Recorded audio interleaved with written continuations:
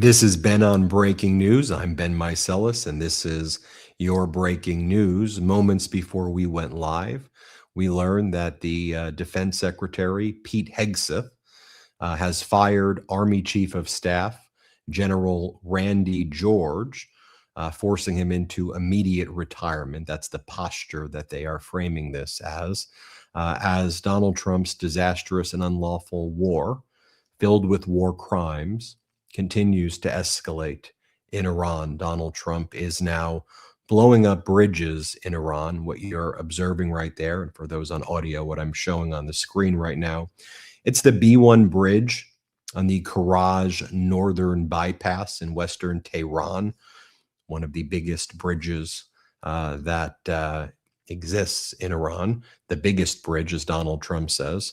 And Trump brags about his war crime. Donald Trump posted on social media, the biggest bridge in Iran comes tumbling down, never to be used again. Much more to follow. It is time for Iran to make a deal before it is too late, and there is nothing left. Of what still could become a great country. Donald J. Trump. And again, what he's saying in those posts, I mean, that's a war crime. Blowing up a bridge like this, civilian infrastructure, it is a per se war crime. And it really sickens me to see him posting on social media that he took down the biggest bridge and he's going to be attacking more bridges. And the response from Iran is as follows. You have their foreign minister, Aragchi. He posts, striking civilian structures, including unfinished bridges, will not compel Iranians to surrender. It only conveys the defeat and moral collapse of an enemy in disarray. Every bridge and building will be built back stronger. We will never recover. What will never recover is damage to America's standing. That's what will never recover.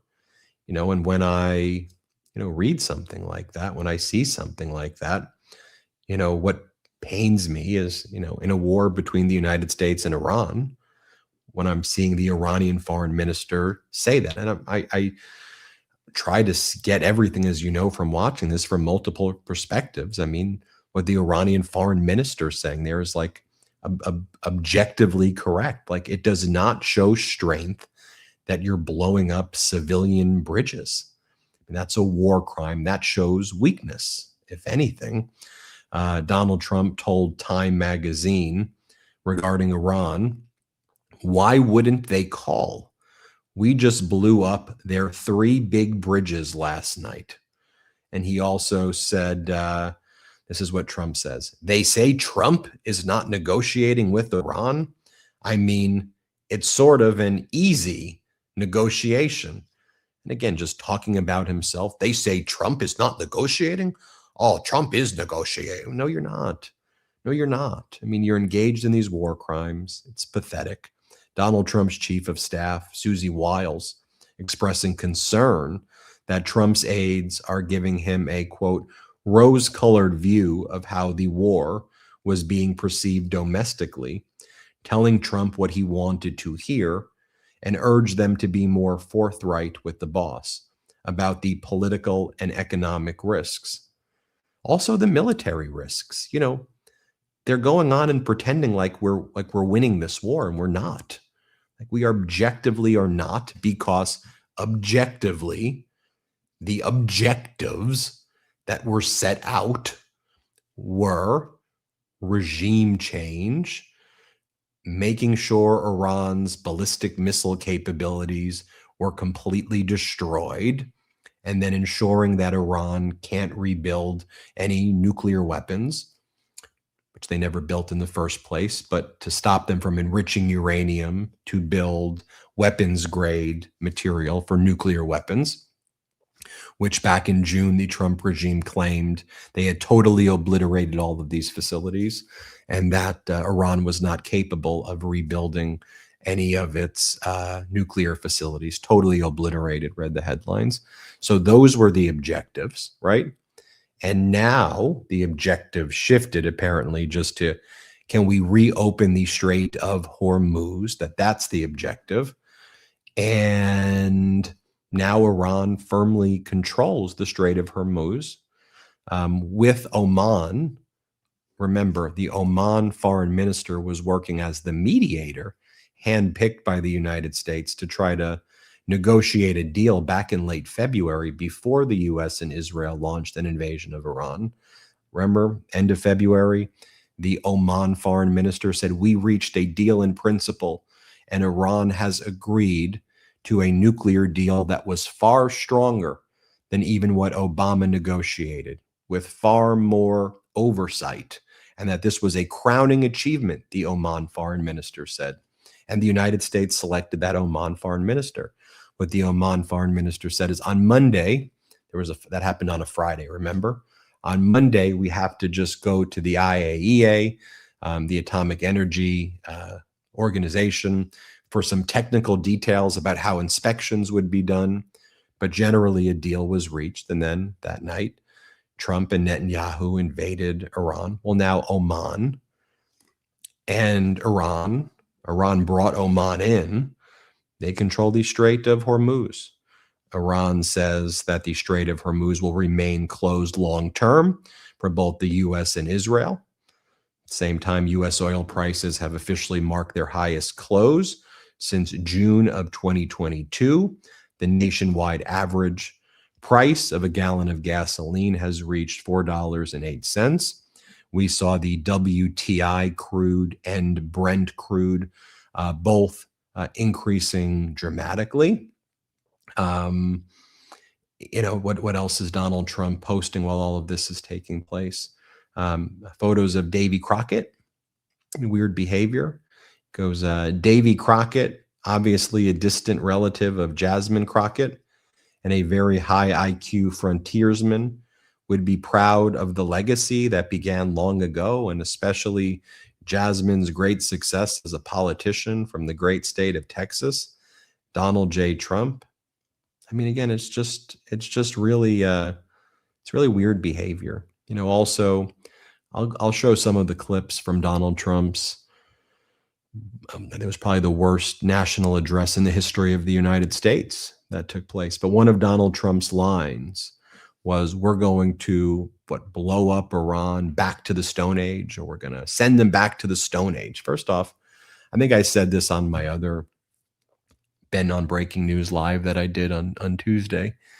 I said, Donald Trump sounds like the corny bad guy cartoon character in the shows I used to watch growing up. Like, if you gave me a script of the bad guy in a movie and I saw the things that Donald Trump said, I'd say, that's so corny and so hyperbolic. Like, real bad guys don't actually talk. I'm going to blow you back to the Stone Age.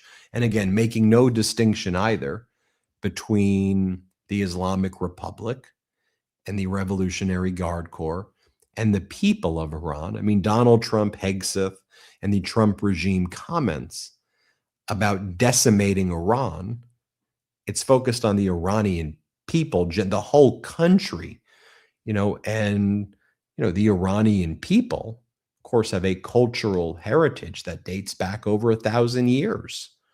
And Iran has repeated that over and over and again, that we actually have a proud history. You think that we're afraid of a country that's been around for 250 years? We're not going to be broken. And Iran's, whether you want to say it's Iran's propaganda, their messaging is directed with a purpose. I want us to understand the tactics, because in war, there's asymmetrical warfare that Iran is deploying right now with its Shahi drones, FPV drones, and ballistic missiles, right? They have a strategy there. And they have a communication strategy that is systematic and is systemic, and it is purposefully driven, and it is planned, right? They have a plan. And Donald Trump seems every day to just be kind of winging this thing and saying deranged, contradictory things that's causing a lot of problems and is resulting in a catastrophic situation becoming even worse. And you can see why, with Donald Trump's pathological defects, why he's bankrupted so many entities and why so many of his companies fail to the point of bankruptcy and utter destruction, because he's like the gambler in the casino who won't leave until they lose everything, and he keeps doubling down, doubling down, doubling down on stupid, dumb, and evil, and it's having really bad results, really bad outcomes, right? I mean, the foreign minister of Iran, in response to the Stone Age comment made by Donald Trump, he writes, "There's one striking difference between the present and the Stone Age. There was no oil or gas being pumped in the Middle East back then. And POTUS and Americans who put him in office, are POTUS and Americans who put him in office sure that they want to turn back the clock?" Those are the messages that they're saying here. I mean, it's interesting. I think it was Dana Perino, one of the Fox propagandists. She used to be, I think, the press secretary for George W. Bush. Remember, she's the lady who Donald Trump was sexually harassing. In my opinion, that's what it was. You can call it whatever you think it is. But when she was asking him serious questions, and Donald Trump's like, "Remember when we had lunch so long ago?" And again, I'm just giving you my opinion. You can disagree with that opinion if that's that or something else. Because she was asking a very serious question. He's like, "You're so beautiful. You're so attractive. You're a good looking lady. You never even changed. And you remember when we had lunch back in the day? You're just as beautiful now as you were then." On TV. I mean, I think it was, it's intended to embarrass her, in my opinion. Again, giving opinion speech protected by the First Amendment of the Constitution. I'll just flag all of that for you right there. She was saying about Donald Trump's disastrous speech last night. She goes, but before it took place, I did a video on this too earlier. She goes, "The problem is that because of the repression of the Iranian regime, the Islamic Republic, the people of Iran are not going to get to see that speech. They're not going to get to see Donald Trump's words because of the media blackouts and the control that Iran has over the media ecosystem there." I mean, ironically, our media here in the United States is controlled mostly now by right-wing oligarchs. She's saying it from state regime propaganda media in the United States, which calls itself Fox News. But she's also just factually wrong. The leadership in Iran love showing their people what Donald Trump's saying. Donald Trump is cutting the highlight reel of the greatest hits that they can show their people to rally support against the United States and keep people there motivated to never surrender and to fight back. I mean, Trump is literally giving them ammunition. I say literally because he is giving them ammunition. Think about it. He's quite literally giving them ammunition. He's removed the oil sanctions from Iran, allowing them to make $14 billion, right? Trump and MAGA, they always attacked Obama, and they lied about it. They're like, "You gave him $1.4 billion in cash packed on a plane." There was never cash packed on a plane. But whatever, I'll assume for the sake of argument you did. You just gave Iran, in a short term, a $14 billion influx based on removing sanctions on their oil. They now control the Strait of Hormuz, where they can charge $2 to $3 per gallon of oil, $2, $3, $4 million toll. So they use that to literally buy ammunition. That's why I said you've literally given them ammunition. For they can build more drones, more ballistic missiles, more Shaheeds to attack the United States and their Arab nation neighbors who have American military interests in them. Donald Trump's removed the sanctions against Russian oil, Russian vessels. Trump's attacking NATO, right, which also allows Russia to continue to invade Ukraine and fuel Russia's war against Ukraine, while also allowing Russia to manufacture military supplies, Shahed drones, FPV drones, to then give, usually via the Caspian Sea, to Iran. So you're giving them ammunition there. You're also quite literally giving them ammunition in the form of these posts where they can repost them and tell their people, "Look what he's saying. Look what he's saying." So when Donald Trump posts The biggest bridge in Iran comes tumbling down, never to be used again, much more to follow. The Iranian social media accounts say the following: Trump directly admits to targeting civilian positions. International organizations, governments, hasn't the time come to act against this brutality? One of the things I note as well is that the Trump regime has been using this guy a lot, Barack Ravid, this Axios reporter, to try to funnel lots of the propaganda goes through Axios. And this guy, Barack Ravid, who's almost always wrong about everything, he's the guy who will be like, Donald Trump says ceasefire is happening. Donald Trump says this is happening. Donald Trump says this is happening. He kind of reminds me when I used to be a litigator and I would handle sports cases. There were always those the sports reporters who would, like, for each league, they'd be like the insider, right? There was like an NBA insider and the NFL insider, like Schechter and Sham and all these. I'm not making a one-to-one comparison, but like the team or the agent would call them, hey, post this, and they would post it, whatever. And then they did some good reporting too. So I'm not, I in the sports realm, there's a lane for that, right? But when we're talking about matters of war and peace, life or death, anyone in the Trump White House calls this guy Barack Ravid, and he publishes it, and then he uses, the masthead of Axios as a way to, be like, look, Axios is reporting it, but it's the same guy. So Barack Ravid 2 hours ago wrote, a U.S. official tells me the bridge was attacked because it was used by the Iranian armed forces to try to secretly move missiles and missile parts from Tehran to launch sites in western Iran, and for giving logistical support for Iranian military in Tehran. To which Murtaza Hussein goes, this is obviously a lie since it was not even operational yet. The U.S. president also said he bombed it because it was the biggest bridge in the country. Like, Barack Ravid will write that, but then it's like, Donald Trump posted, it's the biggest bridge in Iran, comes tumbling down. I'm going to come after your other bridges. So you see how, like, others in the Trump regime then tried to sanitize the war crimes that Donald Trump admits to through our propaganda media in the United States. And so what I've been trying to do here at the MeidasTouch Network in all of this reporting is to, I'm showing you what Trump is posting, right? And then I'm showing you what the Iranian foreign minister is, and then I'm looking to see what's actually happening in the region, right? So if we were dominating and decimating the war, we would control the Strait of Hormuz.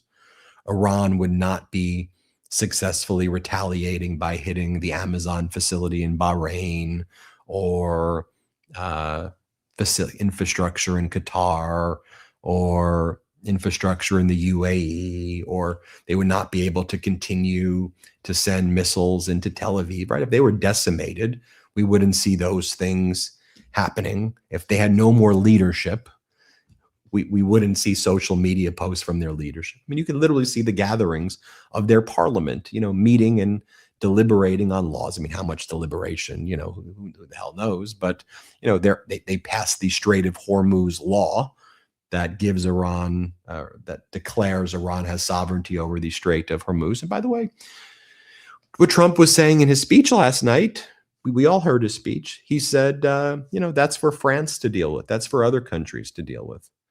That's for everyone else to deal with. They can deal with the Strait of Hormuz. We're going to leave. We don't need oil. We have so much gas. We have so much gas here in the United States. And it's like, and then Donald Trump also said there's no inflation. Inflation's good. We're all good. And it's like, what do you mean we have so much gas here? What are you even talking about? And it also doesn't understand the different types of gas, like the difference between liquefied natural gas, crude oil, right? He has no clue of the distinctions. WTI versus Brent. And frankly, can I be totally honest with you? I don't want to know the difference, right? There was once upon a time, I want to know it now because I report on it. But once upon a time, I didn't have to know the difference between Brent crude, WTI crude, liquefied natural gas, the components that are extracted to help make helium and fertilizers. Like, you think I wanted to delve? I have to, because we all have to be very knowledgeable on these areas because of the lies and disinformation that's out there. So we have to apply, like when I was a lawyer and I would jump into I'm still a lawyer, but when I was a litigator, I would have to become experts in areas that I very quickly, especially if there was a trial coming up. I'd often get hired to what we called parachuting into a trial. So we would parachute into a trial, and I'd have to make compelling cases and explain it to jurors in ways they understand it very quickly, and I'd have to become an expert in topics. There's some areas, in the way government functions that we took for granted, that it required competent people and smart people and things where you didn't have to think about these things. Right now, I'm constantly studying the 2-year, the 10-year, the 20 and 30-year treasury yields and whether they're going up and how that impacts mortgages. And I think it's helpful for me to explain all of these things as I do on these videos. But Donald Trump doesn't know any of these things. It's clear to me as I learned him, he does not know anything. We all know the most basic rudimentary understanding of international crude oil markets. If we didn't need the Strait of Hormuz, then why is it that oil prices are going up? Why is it that the WTI crude is going up even higher than the Brent crude if we, the United States, are not impacted by what happens in the Strait of Hormuz? We clearly are impacted. That's why gas prices are going up. So if you think that the United States can exist by supplying itself with crude drilled in the United States, then you don't understand the way crude oil is drilled and processed and refined and before it's turned into the gas at the pump, right? And instead, what we get here, is state regime Fox propaganda. We had Lara Trump on today, and Lara Trump was split screen next to the bridges that I talked about being blown up. And she's like, this is so great. Other presidents never had the courage to do that. Other presidents didn't do this, Lara, because this is a war crime. You don't target civilian bridges. It's not what you do. The whole war is unlawful. But then you brag about targeting civilian bridges. And again, Trump's such a fraud in everything he does, in my opinion.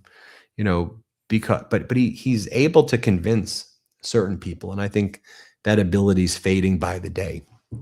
But he's able to convince certain people that that this is smart, and this is how billionaires behave, and this is what rich people do, and this is what strength is. It's always been the opposite. I mean, the Iranian foreign minister is right in saying that actually shows desperation.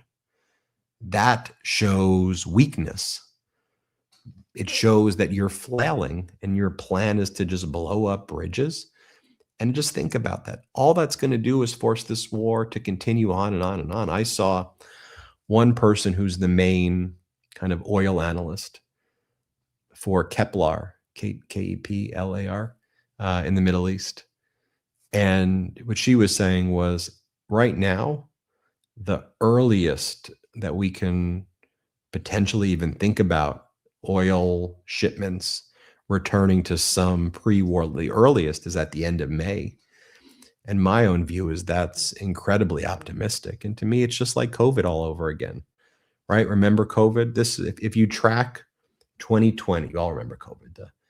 If we track 2020 with 2026, start times were right around the same, right? February-ish, right? You think about, what is it, Tom Hanks, the basketball player, right? Those early signs in February. March, it starts picking up, obviously. Donald Trump says, like a miracle, it's all going away. We're going to bend the curve by Easter, right? We're heading into Easter weekend again. We're going to bend the curve by Easter. It's getting better. We've won. We've defeated it. No one said it could be done. You remember he said all of that stuff? It's the same.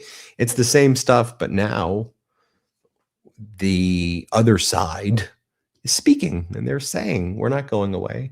Here's our plan. In Iran, Donald Trump and Fox and right-wing propaganda, like they've, in a very racist way, I think, they've framed, or ethnocentric, whatever the right term is, they framed Iran as though these are just a bunch of like lunatics in caves yelling like Allah Akbar over and over again, and they don't know what the hell is going on, and these are not smart people. Like, you're very wrong about that, but that's the stereotype that I think they try to convey to people, and if you've learned any basic military history or military tactics, whether you've read Sun Tzu's Art of the War or whoever, you have to know your enemy, or just understand the other side if you believe they're your enemy. But you have to understand the dynamics taking place there. And when you understand the cultural subtleties, the dynamics of Iran, who the former Ayatollah was in terms of his meaning to the Shiite community, the idea of martyrdom within the Shiite population, the sophisticated engineering historically and presently of Iran, Tehran University, and even with a very repressive Islamic Republic regime, first-rate engineering capabilities. That's why Russia and Iran partnered when Russia needed help churning out drones and churning out missiles, the Shaheeds and FPVs, in Russia's invasion of Iran. In Russia's invasion of Ukraine. And the Russia-Iranian relationship is so obvious right now. And Donald Trump, either is so ignorant, or just so woefully defective, or just so utterly unlearned and evil, probably a combination of all of it, that he acts like, he's like, what was it the other day? What are they going to shoot us with? BB guns? BB guns? No. Like, what do you like?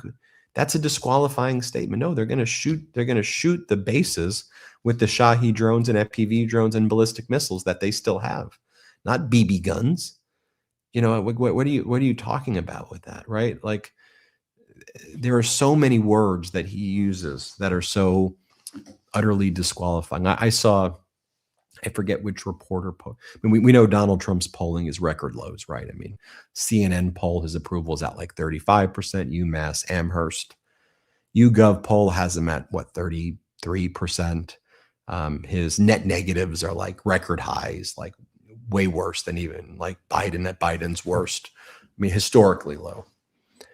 But I saw a reporter basically say, it's interesting to watch the percentage drop of Trump, and they try to compare it to Biden.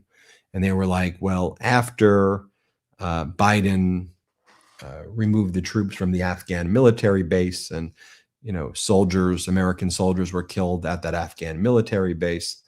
It's like Donald Trump's war in Iran has done the same thing to Trump as Biden getting out of Afghanistan did to Biden's poll numbers. First off, Trump's polling is worse than that. So but set that aside. But the broader point to make is that every day in this war, Donald Trump, to me, is doing about 10 things that are like the withdrawal from that have a bad outcome, let's just say. I actually think, let me be clear, the withdrawal from Afghanistan was the right decision.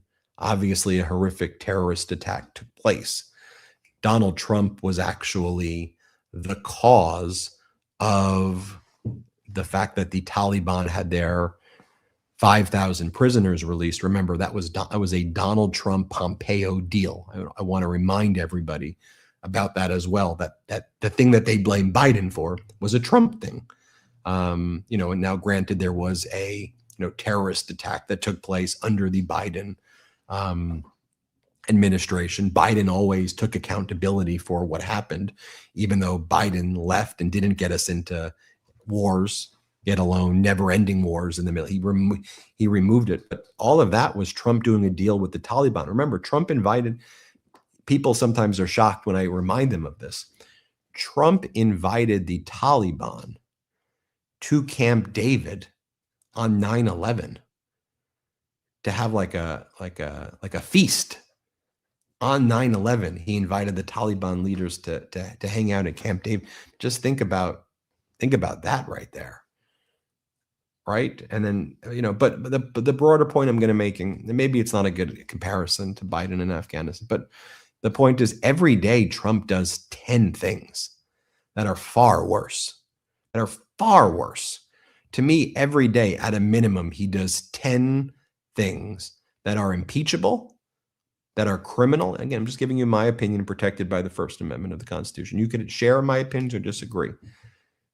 10 things that are impeachable, in my opinion, 10 things that are criminal and impeachable, and 10 things that would require the 25th Amendment to be invoked.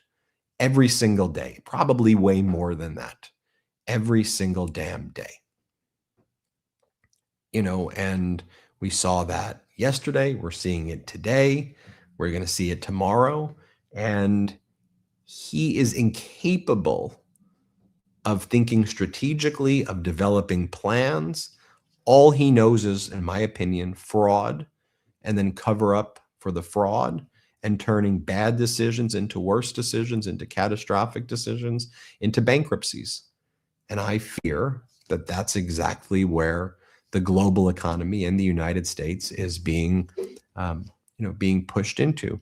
Now, I want to talk about, of course, how other countries are responding, whether it's France, Italy, Spain, Switzerland, not even allowing the U.S. to use airspace or military bases. We heard Keir Starmer, Prime Minister of UK, give a speech addressed to the nation, addressed to the UK, saying we will not be dragged into this war or be bullied by Donald Trump, right? Powerful speech he gave, I thought. I think there are domestic things that he's struggling with on international affairs. I think he's been too cozy with Trump publicly. He's been great on Ukraine. I understand the special relationship between the UK and the US. I get it as an American. I think he's been a little bit too cozy with Trump publicly, although I understand there's a lot intertwined that if that fully ruptures, what happens. I'm sympathetic at least to understanding that, but he's been strong on Ukraine, in my view. We saw Anthony Albanese in Australia address the nation. We're seeing a lot of countries, Austria no longer allowing U.S. to use airspace. Lots of people are starting to assert themselves as Trump attacks NATO. That's been a theme throughout Donald Trump's life. Always attack NATO. And now saying because NATO didn't help engage in an unlawful war, that, America should pull out from NATO after the war. But Trump's going to keep dragging this thing on and on and on and on. He doesn't know how to get out. He's lost all of his allies, all of America's allies. I don't know if America is a superpower right now. I mean, I think the superpower is its cruelty. But it is a bloviating, it's like a bloviating fraud at this point, a Fugazi. Yes, it has these resources. Yes, we have the biggest military. Yes, we have these things, but in the hands of a maniac, what use is it in the hands of a maniac other than to inflict cruel and unusual war crimes and punishment on the rest of the world? I'll show that quick clip right here of Lara Trump that I was talking about, just because I don't want to lose that train of thought. But this is what they're doing on propaganda media today. Let's just play it. Because you want to talk about what the United States of America can do? Take a look at this video. Take a look at all the videos he's posted of the bombs dropping, of the explosions, of us targeting something the size of basically a fingernail, our United States military. It is really impressive. It has so much more gravity to it when you see it like this. And I just think it's so impressive because, again, we have never seen something like this happen. We've never had a president like this willing to do this sort of thing.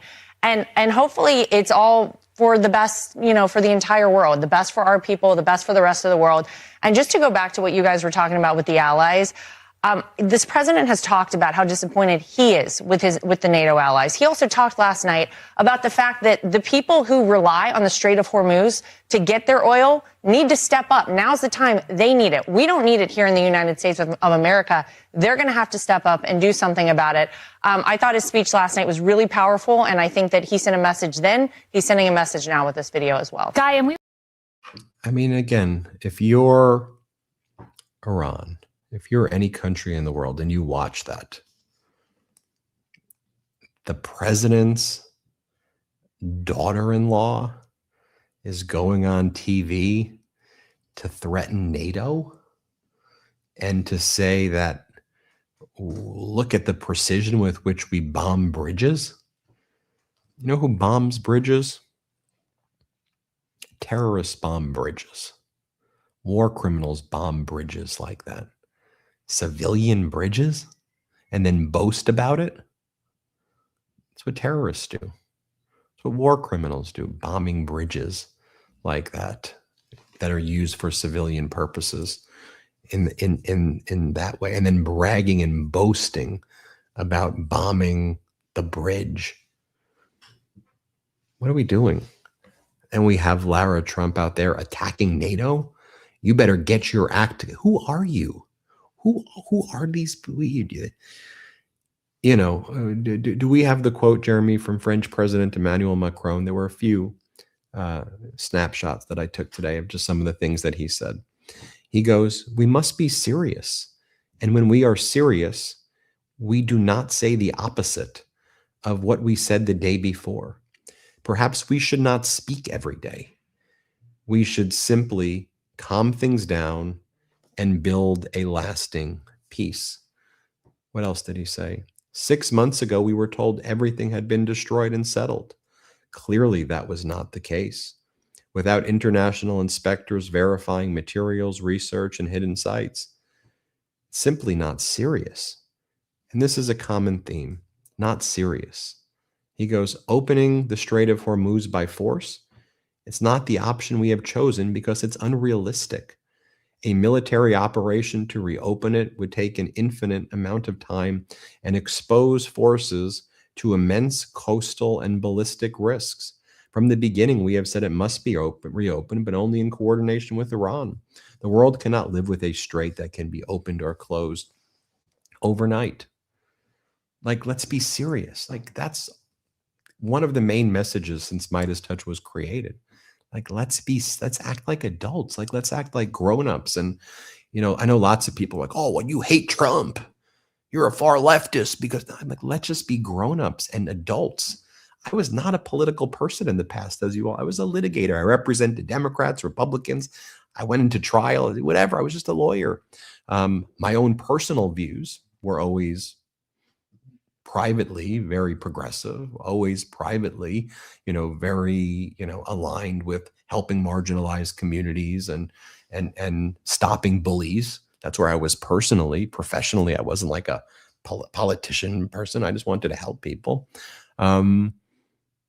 But I tried to approach my work with a level of seriousness. And so when I see this behavior, it's clown stuff. It's clown stuff. And so when we come back, I want to talk about Pam Bondi's termination. We started off talking about the Trump regime firing the Army Chief of Staff, one of the top Army people, Army Chief of Staff, Randy George. That's always a sign that the war is going well, right? This headline will get buried, though, in the bigger headline that Pam Bondi was fired. Pam Bondi's already out there taking pictures. I guess she's at football stadiums now. I don't know where the hell she is. We'll talk about that when we get back. Have you subscribed to Scott McFarlane's YouTube channel yet? If you do, throw that blue emoji heart if you subscribe to Scott McFarlane's YouTube channel. Also, subscribe to our YouTube channel. Let's get to 7 million subscribers.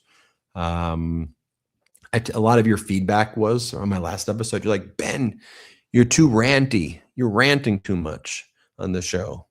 You just tone it down. So I just get angry sometimes when I see this stuff. So I take your I took your feedback into consideration.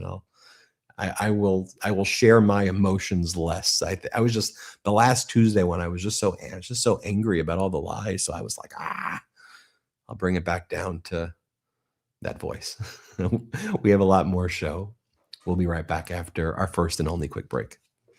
When it comes to dog food, sometimes it feels like you have to choose. You either get something fresh and healthy or something that's easy to store and serve, but not both.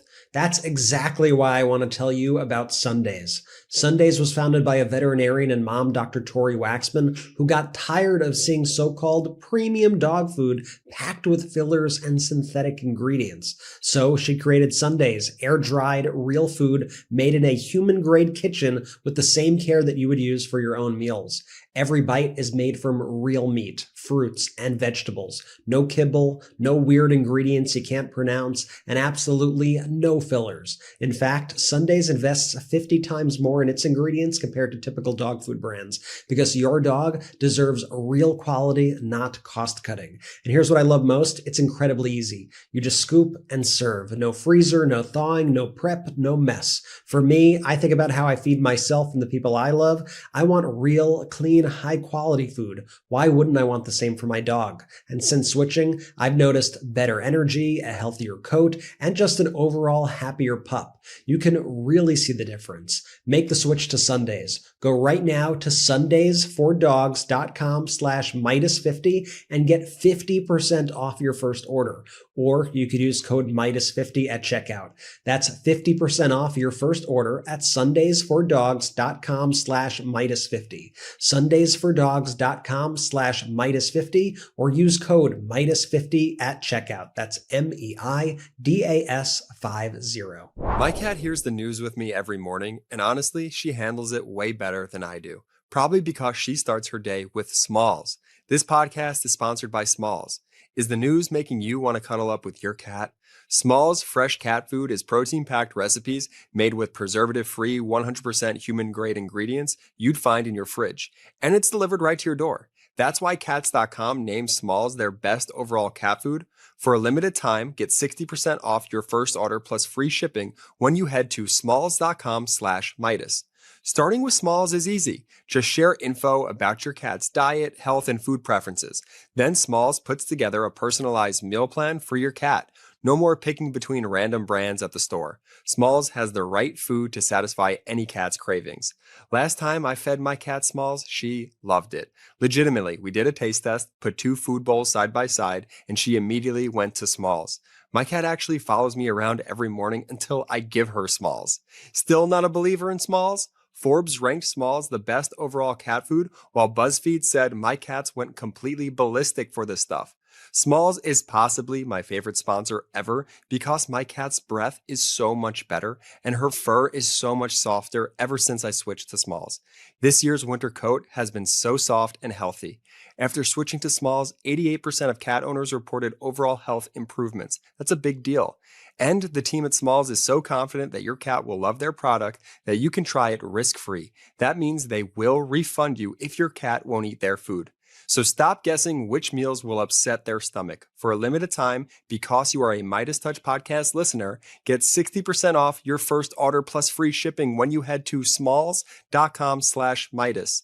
One last time, that's 60% off your first order plus free shipping when you head to smalls.com/Midas. Welcome back. Great ad reads. My brothers, they do great ad reads. Thank you to all of our sponsors. We're grateful for all of our sponsors. Let's talk briefly about, I think, what deserves even more attention right now than it's getting. So I don't want this video not to just fade off into a news cycle. It's Donald Trump in the White House saying that the federal government can't take care of daycare. We're too big of a country. We're fighting wars. We can't do Medicaid. We can't do Medicare. We can't do daycare. All we can do is war. Now, look, for those who haven't seen this, you probably have seen it by now, but you probably think when I give you that setup, come on, he couldn't have actually said those. How could he actually said those words? I mean, like, do you remember back in the day when it would be kind of disqualifying when a politician couldn't spell potato? Like with Dan Quayle, remember, it was over. The guy spelled potato the wrong way. When you've got Donald Trump from the White House as a war escalates in Iran, spiraling out of control, And Donald Trump says, we can't take care of daycare. We're too big. Our money needs to go to the wars. To the war. Their whole thing was that the whole thing they ran on was no more wars. We're going to make things affordable. That was the lie. That was the fraud. Here's what he said yesterday at the White House. Let's play it. Because the United States can't take care of daycare. That has to be up to a state. We can't take care of daycare. We're a big country. We have 50 states. We have all these other people. We're fighting wars. We can't take care of daycare. You got to let a state take care of daycare, and they should pay for it, too. They should pay. They have to raise their taxes, but they should pay for it. And we could lower our taxes a little bit to them to make up for, but it's not possible for us to take care of daycare. Medicaid, Medicare, all these individual things, they can do it on a state basis. You can't do it on a federal. We have to take care of one thing, military protection. We have one thing that we focus on, military protection. One of the ironic things, if you want to use the word irony, is that one of the ways that the Trump regime, whether it's Rubio or Hegseth or others, have attacked Iran. We're like, can you imagine this? In Iran, they spend all of their money on weapons and the people don't get anything at all. All the money is taken away for weapons and war.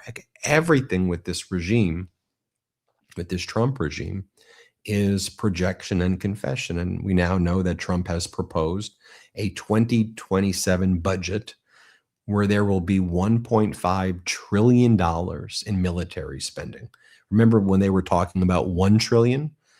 And that was going to be a crazy number. Now they're at $1.5 trillion while cutting domestic programs to support it. And every time everyone's like, oh, we don't have enough money for the Obamacare subsidies. We don't have enough money for this. We don't have enough. Yes, you do. Here's what you want me to do it really simple for you. You take that $1.5 trillion military budget and you bring it to, how about this number, everybody? $450 billion a year. You go from 1.5 trillion, let's go to $450 billion a year. In my opinion, probably still too high. It would still be leading the world by significant amounts. 450 billion, especially with modern day warfare, where it's basically drones, drone interceptors, a lot of that. We're seeing what's happening with conventional army forces against drone armies. Say $450 billion there. Look, voila, I've just saved us $550 billion, right? That $200 billion supplemental that they found. Okay, well, let's add that. I just found us basically close to $800 billion right there. What else? Okay, now we'll tax the rich a little bit more, just a little bit more. We don't have to go super high right away, but let's tax the rich. What? How about this? 2%, 1.5%, let's start 1% to 1.5% more. How much money do you think I bring in with that? Probably in the trillions, but who knows? I don't have the number. I'm not going to pretend I know. Let's just say, for the sake of round numbers, that I just found us another $500 billion by putting another 1.5 trillion. By the way, I believe in the idea of a wealth tax, but if you say, hey, Ben, that's complicated, and well, how do we deal with unrealized capital gains, and do we tax future stuff? Just tax income, actual income, 1%, 1.5% more. Okay. I've just made us somewhere in the realm of 1.5 trillion to $2 trillion. I found you the money right there. Lots of money to help lots of programs. Now, you can say, well, then, Ben, so you're just going to give $2 trillion to the federal government? Like, do you trust these bureaucrats with all of it? And I would say, what if, rather than Doge firing everybody and engaging in this reckless whatever, what if you really, though, did look for efficiencies, and we use technology to actually find ways to make government more efficient, not in the cruel and unusual ways that the Trump regime did it, but we try to figure it out. Okay, does it make sense in 2026 to have this division over here and this department over here and this over there? Can they be consolidated? I found 200. I abolished ICE and I abolished Border Patrol. I still think there needs, let me be clear.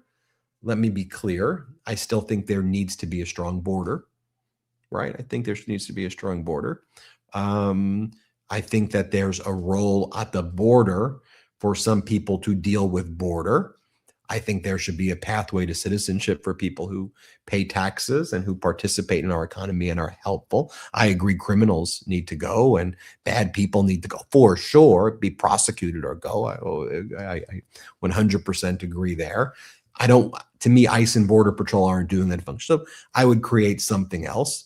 So maybe that other entity gets $50 billion or $100 billion. I don't know. I still found us close to $2 trillion.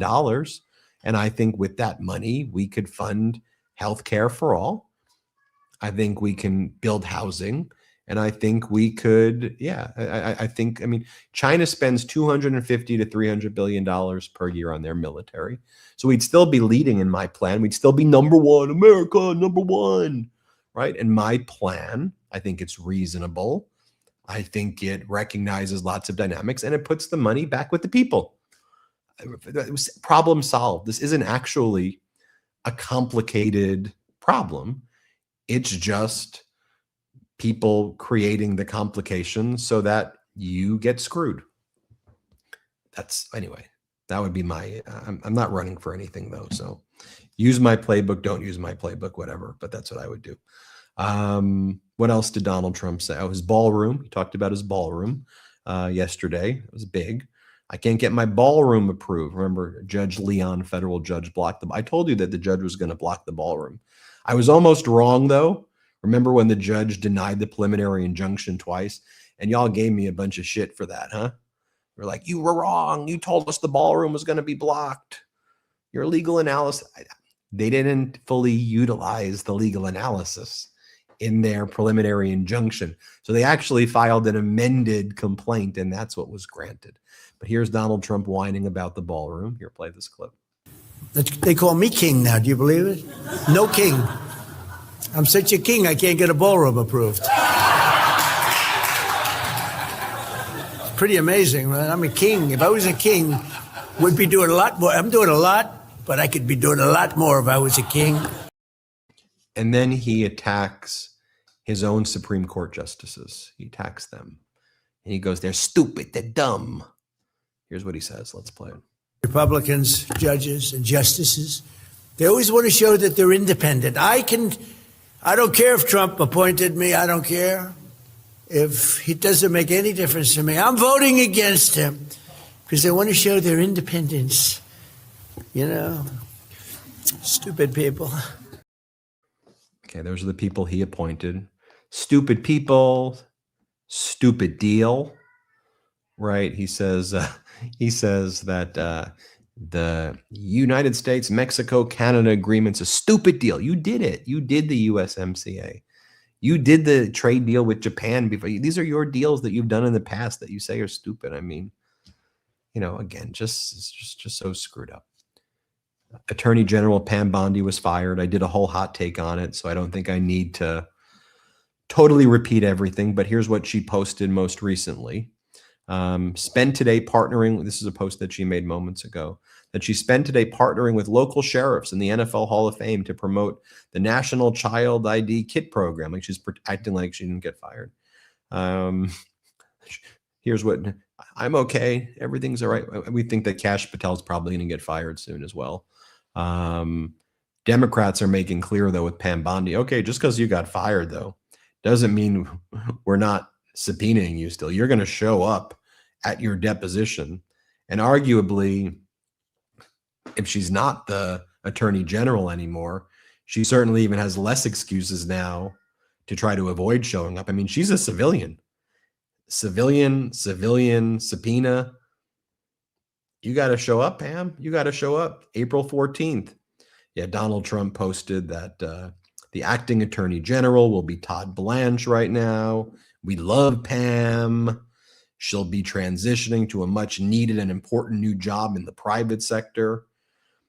Daily Mail reported that Pam Bondi begged Trump not to fire her during dramatic White House showdown as insiders reveal his final straw.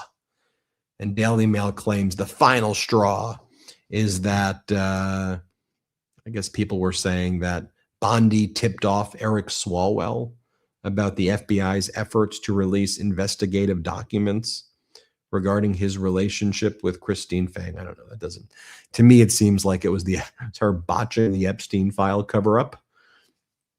How'd you screw up that cover up? By the way, did you up at 5:30 a.m. Pacific time? I did a video saying that she was going to get fired today. Granted, the New York Times reported it first, but we went, we went all in on the reporting and saying it definitely seems that, given all of the information out there right now, how livid Donald Trump is, that the House Democrats in the Oversight Committee just keep on pushing forward. Bondi was not able to wiggle out of the deposition from April 14th. Remember 2 weeks ago, I reported how she tried to voluntarily show up on 24 hours notice in front of the House Oversight Committee. And everybody was like, the Democrats were like, we're not sitting here so you can use this as an excuse to avoid a subpoena. No, you're going to show up for your subpoena deposition. I'm sure Donald Trump's going to have to pardon her and issue a pardon. It'll be interesting to see, honestly, if any states move to criminally prosecute her right now. If there's any state criminal prosecutions or state criminal investigations into her behavior. I mean, she's now a civilian. Donald Trump can't pardon her for state crimes.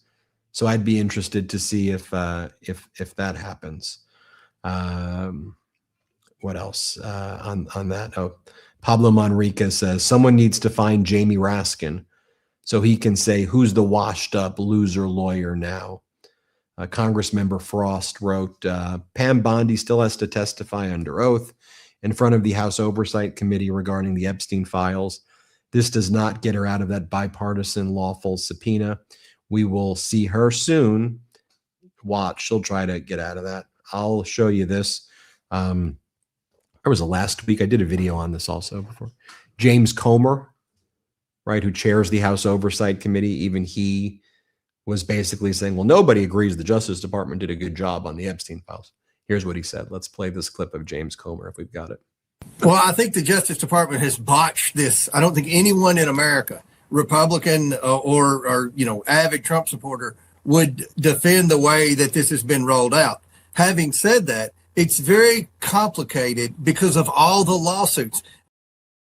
That's kind of what they go back to, right? Like, it's so complicated. Like, you can't understand this.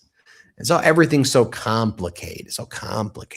Like, let us figure it out for you. Okay. Let Donald figure it out because it's so complicated. Don't you see that that's what they always do over and over again? So complicated, so complex. You wouldn't understand it. No, it's actually pretty easy.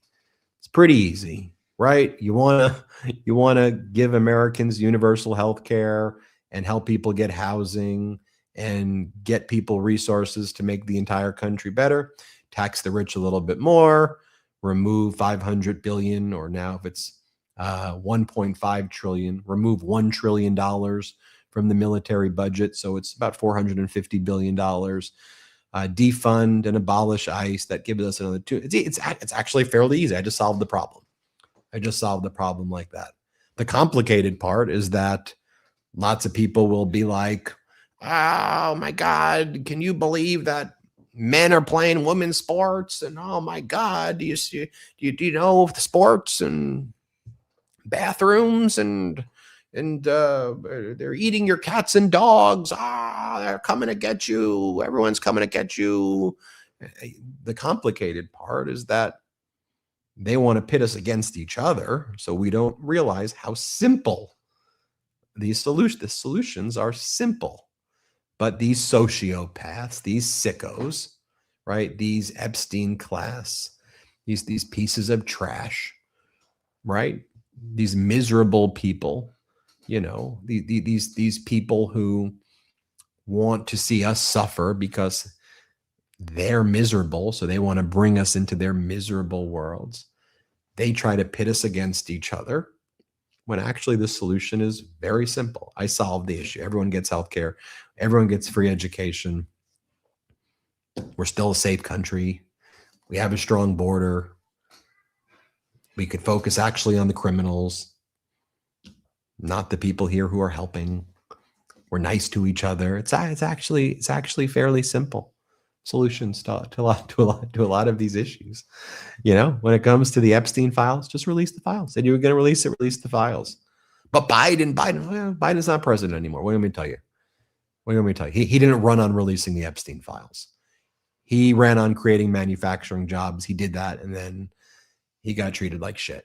But he led to a manufacturing boom, solved all the chaos that Donald Trump created with COVID. But, the American people didn't want him because he was, slower, older, whatever, but did the things he said he was going to do. I mean, I remember when I interviewed Biden in the Roosevelt Room, I said, what do you want your legacy to be? Remember, I was the last person who interviewed Biden. By the way, that was before MeidasTouch was all that big. I mean, we were growing, but 2025, I think, was our watershed year. 2026, we're obviously, and I'm so humbled and honored, thanks to your support, that it's like the #1 show across. More people watch this than anything else, Fox, whatever. But back in 2024, Biden gave his last interview to us, and lots of people were like mocking that he gave it to us. But I think he saw what the future of media was going to look like. That's what he said. He said, I saw what the future. That's why I'm doing this. But in any event, what he told me is, I said, well, what do you want people to remember you by? And he said, I want them to know that I kept my word. That no matter what, I said what I was going to do. I did those things. I got inflation under control. By the time I was leaving, it was heading to 2%. I created more manufacturing jobs and more jobs than any other president. That's what I said I was going to do. I got us out of wars. That's what I said I was going to do. I handled the chaos that was left by Donald Trump with all the disinformation about COVID. I got it under control. I stabilized things. And, for 4 years, it was barrage after barrage after barrage of attacks. And, politically, he couldn't survive that. He said, I kept my word. And I think that's a good place for us to end here with, which is, simple values, keeping your word, being honest, treating each other with respect.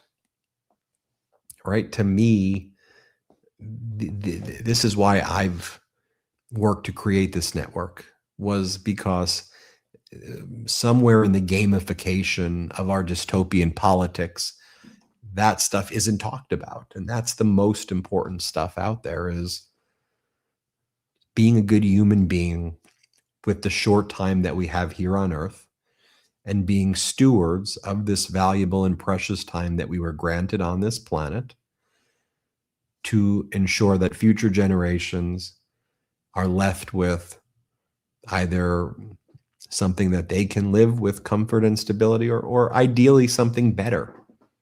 That's why we're here. And if we're not here for that, what are we here for? I mean, Donald Trump is 80 at this point, and his focus is on turning his presidential library in that he got gifted money from Miami-Dade, got gifted land from Miami-Dade College, which he basically stole. Like DeSantis basically stole it. And Donald Trump's turning that into a hotel that he can make money off of, using the settlements that he extracted from media companies to have a tax-free hotel. We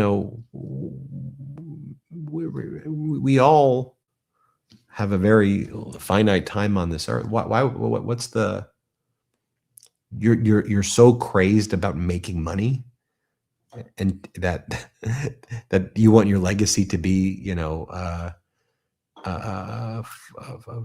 you defrauded the presidential library system? What are we doing here? What are we doing here? We'll keep on fighting for you each and every day. We're going to stay in the fight. We're going to keep growing this network. And we're very grateful for all of your support, as always. And let's keep doing it. Remember, the show I do with my brothers starts at 8 Eastern, 5 Pacific. Check it out. Excited to be with my brothers tonight live. And just thanks for continuing to watch and spread the message about the MeidasTouch. Have you subscribed to Scott McFarlane's YouTube channel? Have you subscribed to Katie Fang's YouTube channel? Have you subscribed to the Legal AF YouTube channel? Have you subscribed to Aaron Parnas's YouTube channel? What about Tennessee Brando? What about Adam Mockler's channel? Have you subscribed to all of the MeidasTouch YouTube channels? Would love for you to subscribe to all of them. We're building something special here with your help. We're grateful for you. Thanks so much. We'll see you next time on a much calmer and zen-like Ben on Breaking News. Per your advice. Shout out Meidas Mighty. Thanks, everybody.